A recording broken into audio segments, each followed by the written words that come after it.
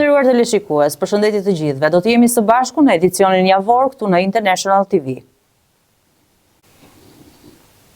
Partia Demokratike ka çuar në gjykatën kushtetuese procedurën e zgjedhjes së Endrish Shabanit si avokat i popullit.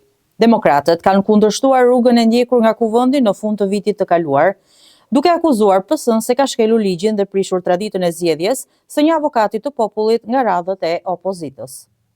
Sipas PD-s, deputetët e opozitës kishin tërhequr firmat për mbështetjen e Endrish Shabanit përpara se ai të kalonte për votim në parlament, akt i cili nuk u pranua nga socialistët me argumentin se ishte bërë përtej afateve të parashikuara me ligj. Grupi parlamentar i Partisë Demokratike ka depozituar në SPAK kallëzim penal për kryerjen e veprës penale shpërdorimi detyrës ndaj kryetarit të Kuvendit Niko Peleshi. Në arsyetimin e saj, PD thotë se kryetari i Kuvendit Niko Peleshi ka bllokuar mbledhjen e Këshillit të Mandateve për të shqyrtuar kërkesën e SPAK që kërkon heqjen e mandatit të Ballukut me qëllim arrestimin e saj. Kryeministri Edi Rama u shpreh sot se Shqipëria ka ndërtuar një reputacion pozitiv në garat ndërkombëtare për investime. Gjatë fjalës së tij në takimin e mbajtur sot në Tropoj, ku u prezantua nisja e punimeve për parkun Eloik, Rama tha ndër të tjera se energjia është një sektor me një konkurrencë të fortë dhe standarde të larta ndërkombëtare, por deri më sot ka asnjë kompani serioze pjesëmarrëse që të ketë ngritur dyshima për rezerva mbi integriteti i garave dhe proceset e ndjekura. Energjia, sektori i garave të hapura ndërkombëtare në fund të dekadës, energjia nga era dhe dielli do të jenë 30%. Prej orës 10, kryeministri Edi Rama është duke zhvilluar një takim informal me kabinetin qeverisës për prioritetet e vitit 2026. Mediat raportojnë se në këtë takim, një nga një, të gjithë ministrat kanë nisur të shpalosin prioritetet kryesore, objektivat strategjik dhe planet e punës për periudhën në vijim. Një fokus i veçantë është zbatimi i reformave, përmirësimin e shërbimeve publike dhe realizimin e angazhimeve të programeve. Ky takim që po mbahet në Pallatin e Brigadave, i njohur si retreat i qeveritar, shërben si një platformë koordinimi ndërsektorial duke mundësuar harmonizimin e politikave, forcimin e bashkëpunimit ndërinstitucional dhe adresimin e çështjeve që kërkojnë qasje të integruar. Qëllimi final është rritja e efektivitetit të qeverisjes dhe përmbushjen e objektivave kombëtare për vitin 2026. Kryeministri Edi Rama mblodhi Komitetin e Emergjencave Civile për të adresuar situatën e krijuar nga përmbytjet e ditëve të fundit si pasojë e rreshjeve intensive të shiut.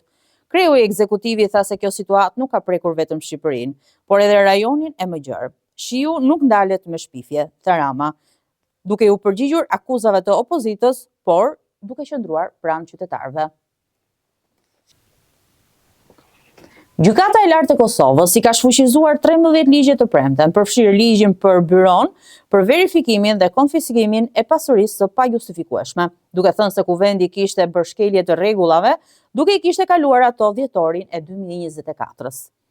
Në një njoftim për media, gjykata kushtetuese tha se ligjet në fjalë nuk janë në përputhje me kushtetutën e vendit, pasi gjeti se ishin shkelur rregullat për qeverisjen, ndarjen e pushtetit, vlerat, ushtrimin e funksionit, rregulloren e punës dhe komisionet kur deputetët i kishin miratuar ato në kuvend. Vendimi kushtetueses vjen pas ankesës së parashtruar nga disa deputetë të partisë opozitare, Partia Demokratike të Kosovës. Prokuroria në Ferizaj njoftoi se të premten ka ngritur akt akuza kundër 6 të dyshuarve për vrasjen e reshterit të policisë së Kosovës, Muhamet Lika, në fillim të vitit 2025.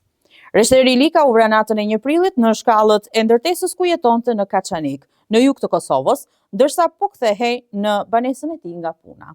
Prokuroria tha në një njoftim të premten se 6 të dyshuarit, të cilët i identifikoi vetëm inicialet B, R, M, V, Ç, E, L, Sh, K dhe DG, akuzohen për vrasje të rëndë.